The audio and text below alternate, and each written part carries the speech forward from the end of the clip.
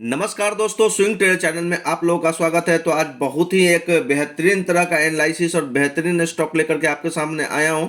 और आज का जो मेरा टॉपिक है, जो संदीप सर ने, आप लोगों ने सुना होगा कि संदीप माहेश्वरी सर जो काफ़ी फेमस है, मोटिवेशनल स्पीकर हैं, उन्होंने अभी स्टॉक मार्केट में इन्वेस्ट करना शुरू किया है और काफ़ी बड़ी एनालिसिस के बाद लगभग 100 पॉइंट को उन्होंने कवर अप किया है। उसके बाद एक स्टॉक में पोजीशन बनाया है, वो बैंकिंग सेक्टर का स्टॉक है। तो आज मैं उसी काफ़ी मेहनत के बाद हमें लगा है कि वो जो बैंकिंग स्टॉक होगा वो क्या होगा, वो आपके साथ मैं शेयर ज़रूर करूंगा। क्योंकि उन्होंने जो जो पॉइंट बताई थी वो सारा कुछ मैंने जा कर के चेक किया, तो मुझे लगा कि ये जो बैंक है, ये इसमें एक काबिलियत है कि जो 30% CAGR दे सकती है आने वाले सालों में। तो दोस्तों, स्टॉक कौन सा है, कैसे उसका एनालिसिस करना है, क्या क्या उसका फंडामेंटल है, टेक्निकल पे अभी कैसा दिख रहा है, कहाँ पे बाइंग अपॉर्चुनिटी कहाँ पे अच्छी बन सकती है उस स्टॉक में, सारा कुछ मैं आपके साथ डिस्कस करूंगा। तो आज का जो टॉपिक है वो है संदीप सर ने कौन सा स्टॉक बाई किया है जिसमें 30% CAGR मिल सकती है। तो दोस्तों, जिनको केवल बैंक का नाम जानना है तो उनको मैं बता दूं कि हमें ऐसा लग रहा है, 100% श्योर नहीं है, लेकिन जो जो पॉइंट वो बता रहे थे, जो जो पॉइंट की वो चर्चा कर रहे थे कि उस बैंक में है, तो उस हिसाब से अगर हम देखें, हमने जो एनालिसिस किया है, तो वो बैंक का नाम है IDFC फर्स्ट बैंक लिमिटेड। तो दोस्तों, यही एक स्टॉक है IDFC फर्स्ट बैंक लिमिटेड जो उनके सारे क्राइटेरिया को फुलफिल करता है, जो कि मैं फंडामेंटल पर आपके साथ डिस्कस करूंगा। अगर आप वीडियो को लास्ट तक देखेंगे तो आपको सारा कुछ समझ में आ जाएगा। तो चलिए दोस्तों, अब बात कर लेते हैं IDFC फर्स्ट बैंक में क्यों हम IDFC फर्स्ट बैंक को बात कर रहे हैं। तो दोस्त, पहला चीज़ उन्होंने बोला था कि ये PSU बैंक नहीं है। तो SBI, BOB, PNB ये सब बैंक तो नहीं है, एक क्लियर कट इंडिकेशन हो गया है, क्योंकि PSU बैंक है ही नहीं तो बात ही खत्म हो जाती है। दूसरा है कि वो लार्ज कैप स्टॉक नहीं है। लार्ज कैप स्टॉक नहीं है मतलब ICICI बैंक नहीं है, HDFC बैंक नहीं है, एक्सिस बैंक नहीं है, ठीक है दोस्तों, कोटक महिंद्रा बैंक नहीं है। तो अब चलते हैं मिड कैप स्टॉक में। तो मिड कैप स्टॉक का जब मैं एनालिसिस कर रहा था तो मुझे दिखा कि IDFC फर्स्ट बैंक ही है जो कि इनके सारे क्राइटेरिया को फुलफिल करता है। तो अभी मैं रिसेंटली भी एनालिसिस करने से पहले भी आपके साथ डिस्कस किया था IDFC फर्स्ट बैंक का कि इसमें कहाँ पे बाइंग करनी चाहिए, कहाँ पे बेस्ट बाइंग अपॉर्चुनिटी बनती है। तो वो सब चीज़ भी मैं आपके साथ डिस्कस करूंगा, तो अब वीडियो में बने रहिए। अब एनालिसिस करते हैं हम इसका। तो हमारा जैसा कि है कि किसी भी एनालिसिस करने से पहले हम क्या करते हैं, तो हम सबसे पहले इसका मंथली कैंडलस्टिक चार्ट ओपन कर लेते हैं।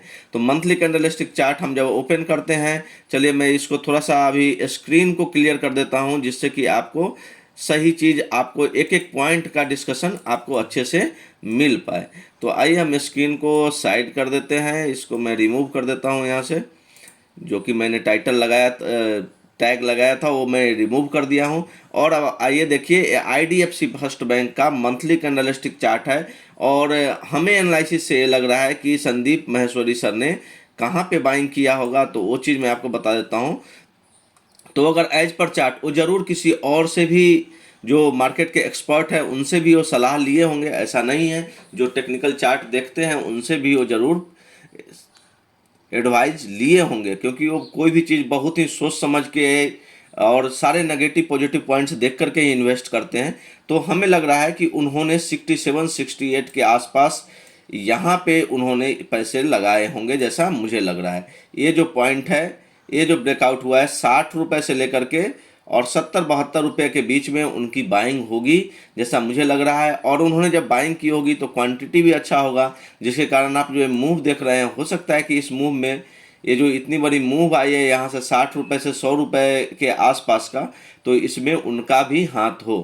क्योंकि जब ह्यूज वॉल्यूम के साथ बाइंग होती है तो प्राइस तो बढ़ना ही है ना। तो ये जो आप देख रहे हैं लगातार 6 कैंडल जो आपको दिख रहे हैं, तो इसमें एक आध कैंडल तो संदीप माहेश्वरी सर का ही होगा, जैसा मुझे लग रहा है, क्योंकि क्वांटिटी ज़्यादा होगी, है ना, तो प्राइस तो बढ़ना है। और ये मिड कैप स्टॉक है, उन्होंने बताया था कि यहाँ सबसे छोटा वाला नहीं लेना है, सबसे बड़ा वाला नहीं लेना है। तो ये मिड कैप स्टॉक है। अब इसका फंडामेंटल देखेंगे तो हम उसमें CAGR का बात करेंगे, उसमें EPS देखेंगे, उसमें P रेशियो देखेंगे, सारा कुछ डिस्कस करेंगे।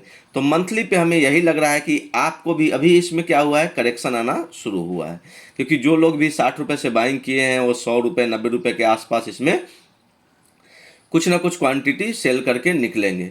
तो ये ध्यान में रहिएगा, क्योंकि अभी क्या है, मंथली पे अब क्लोजिंग हो जाएगी और इसकी क्लोजिंग किसी भी हालत में हमें नहीं लग रहा है कि 91 के ऊपर होने वाली है। तो मंथली ये बियरिश हो गया है।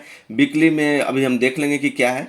तो आपको कभी भी ये स्टॉक 70 रुपये से 60 रुपये से 70 रुपये के बीच में, 72 रुपये के बीच में कहीं भी मिले तो आप इसमें बाइंग अपॉर्चुनिटी बना सकते हैं। हो सकता है स्टॉक नहीं आए वहाँ तक, 83 तक ही आकर के रह जाए या यहीं से रिवर्सल कर जाए। तो अगर आपको भी बहुत लंबा भी हुआ है, 4-5 साल का भी हुआ है, तो आप भी इस स्टॉक में अभी भी कुछ पैसे डाल सकते हैं। तो चलिए दोस्तों, अब देखते हैं वीकली कैंडलस्टिक चार्ट। तो वीकली कैंडलस्टिक चार्ट में देखेंगे तो यहाँ से एक करेक्शन आपको देखने को मिल जाएगा।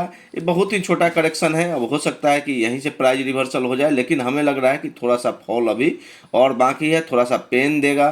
क्योंकि जिन्होंने केवल नाम देख करके कि हाँ सर ने बाइंग की है, हम भी जा करके इन्वेस्ट कर दें, तो उनको कुछ दिन जरूर झेलाएगा। स्टॉक परफॉर्म करेगा, वो तो पक्का पता है कि स्टॉक परफॉर्म करेगा ये, लेकिन थोड़ा सा तो झेलाना जरूरी है। क्योंकि जिन लोगों ने इस रैली को मिस किया है, अब वो इसमें फंसेंगे तो कुछ दिन तक उसको झेलना तो पड़ेगा। तो इसमें झेलना कुछ नहीं है। अगर लॉन्ग टर्म का इन्वेस्टमेंट आपका है, हॉरिजॉन लॉन्ग टर्म है, तो आप जरूर इसमें बाइंग पोजीशन बना सकते हैं। आइए देखते हैं डेली कैंडलस्टिक चार्ट में क्या हो रहा है। तो डेली कैंडलस्टिक चार्ट में भी आप देखेंगे कि सेम वही। तो मेरा यही व्यू है कि 60-70 के बीच में कहीं भी मिले, 60 और 70 के बीच में, यहाँ पे एक गैप भी बना हुआ है। तो हो सकता है एक गैप फिल हो जाए, लेकिन गैप जो है काफ़ी नीचे है, 61 के आसपास है। तो देखते हैं वहाँ तक स्टॉक आता है कि नहीं। अगर स्टॉक को यहाँ तक आना है तो फिर मार्केट में थोड़ा सा बड़ा करेक्शन होना पड़ेगा, तभी आपको ये स्टॉक नीचे दिखेगा। नहीं तो जो स्टॉक फंडामेंटली स्टॉक होते हैं वो गिरते कम है, थोड़ा सा प्राइस वाइज करेक्शन कम होता है, उसमें टाइम वाइज करेक्शन होता है। तो चलिए दोस्तों, हमने सारा कुछ आपको डिस्कस कर दिया है टेक्निकल पे। तो वीडियो को लाइक कर दीजिए, चैनल को सब्सक्राइब कीजिए, अपने फ्रेंड के साथ जरूर शेयर कीजिए। अब आते हैं हम फंडामेंटल पे। तो फंडामेंटल पे देखेंगे तो अभी 86 रुपीज़ का हमें आपका प्राइस दिख रहा है। और अभी हमें एक चीज़ छोड़ दिया, अभी जो रेजिस्टेंस बनेगा इसमें वो ए वाली लाइन बनेगी। यहाँ पे देखेंगे ए लाइन लगभग 90 रुपीज़ का हमें रेजिस्टेंस बनता हुआ दिख रहा है। जब तक 91 रुपीज़ के ऊपर आकर के नहीं क्लोजिंग होती है, अभी आप वेट एंड वॉच की स्थिति में रहिए। 71 का वेट कीजिए, 71 to 60 का लेवल का वेट कीजिए। अगर 90 के ऊपर चला जाता है, 1-2 दिन की क्लोजिंग हो जाती है, तो फिर आप इसमें बाइंग पोजीशन बना सकते हैं। तो 90 का भी रेजिस्टेंस है, रेजिस्टेंस लेवल आपके साथ शेयर कर दिया हूं। अब आइए फंडामेंटल का बात करते हैं। तो फंडामेंटल में प्राइस तो देख लिए 86 पे है। डिलीवरी देख लेते हैं, डिलीवरी कैसा चल रहा है। तो डिलीवरी परसेंटेज 27 अक्टूबर को बहुत कम है, 3.8, जो कि अभी तक हमें कभी भी देखने को नहीं मिला है रिसेंटली। तो इसका एवरेज जो है डिलीवरी परसेंटेज 40% के आसपास है, तो सही है। फ्यूचर एंड ऑप्शन में कंपनी है। अपडेट्स में ज़्यादा कुछ होगा नहीं। अभी वो CRISIL ने इसको A+ रेटिंग को स्टेबल करके रखा है। चलिए एज रिपोर्ट में देखते हैं कि इसमें फंडामेंटल क्या है, आया है चेंजेस। तो इसमें आया है top 10 private sector banks with high net interest margin in Q1 FY24।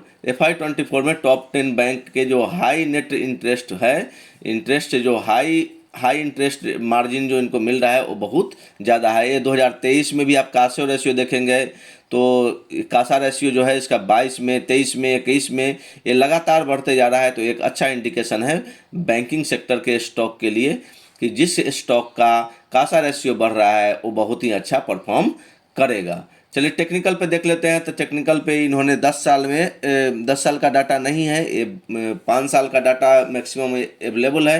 ये लिस्टेड ही हुई है कंपनी, नई कंपनी है। तो 5 साल में इन्होंने 158% का रिटर्न दिया है। और 3 मंथ्स में देखेंगे, 1 मंथ्स में देखेंगे, 1 वीक में 1% का, 1 डे में 1% का, माफ़ कीजिएगा, 1 वीक में 5% का नेगेटिव रिटर्न और 1 मंथ में 10% के आसपास का नेगेटिव रिटर्न दिया है। जब वीडियो आया था तो कुछ लोग, संदीप सर का जब वीडियो आया था तो बहुत लोग जाकर के जल्दी जल्दी में बाइंग किए हैं, तो उनके लिए थोड़ा सा दिक्कत है कि कुछ दिन स्टॉक झेलाएगा। चलिए आते हैं फंडामेंटल पे। तो सेक्टर है बैंकिंग है और इंडस्ट्री जो है प्राइवेट बैंक है।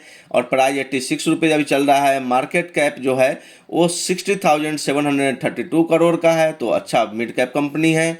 और ईपीएस देखेंगे, आप फाइनेंशियल इंडिकेटर में देखेंगे ईपीएस का 3.87 है, जो कि बहुत अच्छा है।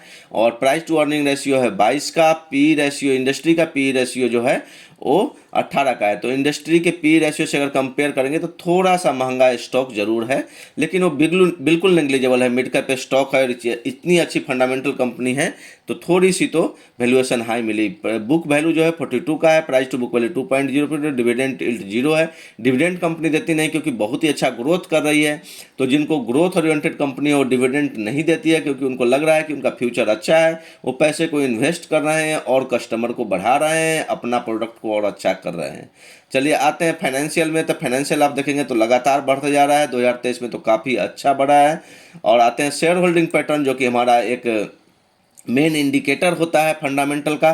तो प्रमोटर की होल्डिंग देखेंगे तो लगभग 3% के आसपास सितंबर 2022 से कंपेयर करेंगे तो 3% की होल्डिंग बढ़ करके 39.37 हो गई है। पब्लिक की होल्डिंग थोड़ी सी इसमें घटी है, 3% पब्लिक की होल्डिंग घटी है। मतलब जो प्रमोटर ने बाई किया है, पब्लिक ने उसे सेल किया है। पब्लिक कौन होंगे? रिटेल इन्वेस्टर होंगे, छोटे इन्वेस्टर होंगे, छोटे ट्रेडर होंगे, जिनके पास स्टॉक पड़ा हुआ रहा होगा। उन्होंने 30% की होल्डिंग, 3% की होल्डिंग कम कर दी है, जो कि प्रमोटर के पास चला गया है, जैसा मुझे लगता है। एफआईआई ने अपनी होल्डिंग लगभग डबल से भी ज़्यादा कर दी है। एफआईआई की होल्डिंग 11.70 थी सितंबर 2022 में, जो कि बढ़कर के 24.48 हो गई है सितंबर 2023 में।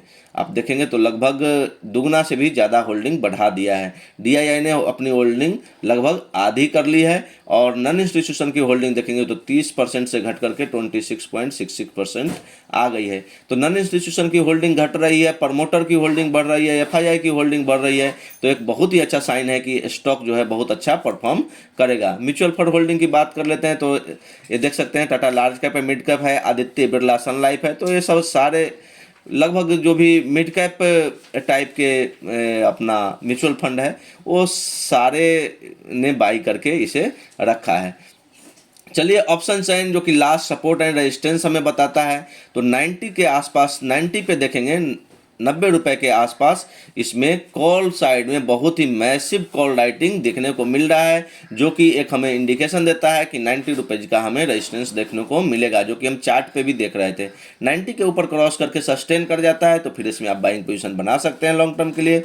सपोर्ट कहाँ पे मिलेगा? तो सपोर्ट 85 के आसपास है, जो कि अभी बिल्कुल इमीडिएट सपोर्ट हमें दिख रहा है। अभी 86 पे अभी ट्रेड कर रहा है, तो आप इसमें बाइंग पोजीशन बना सकते हैं। और क्लोजिंग बेसिस पे, वीकली क्लोजिंग्स पे 85 का स्टॉप लॉस भी रख सकते हैं। तो 85 के स्टॉप लॉस से भी आप बाइंग पोजीशन बना सकते हैं, लेकिन वीकली क्लोजिंग बेसिस का याद रखिएगा, क्योंकि मार्केट बहुत वोलेटाइल है। कभी 2-4% गिरना है स्टॉक का कोई माने नहीं रखता अभी के मार्केट के सिनेरियो में, जबकि वार चल रही है। तो थैंक यू दोस्तों, आज के लिए इतना ही। कैसा लगा वीडियो कमेंट में जरूर लिखिएगा और जरूर इन्वेस्ट कीजिएगा, बहुत ही अच्छा स्टॉक है। ये वीडियो मैंने एक लर्निंग पर्पस के लिए बनाया है, तो ऐसे ही जाकर के आप लोग भी एनालिसिस कीजिए। अगर ये स्टॉक मैंने सही बताया हो कि संदीप सर ने यही स्टॉक बाई किया है, तो आप जाकर के एनालिसिस कीजिए, कमेंट बॉक्स में डालिए कि ये सही है या नहीं। Thank you.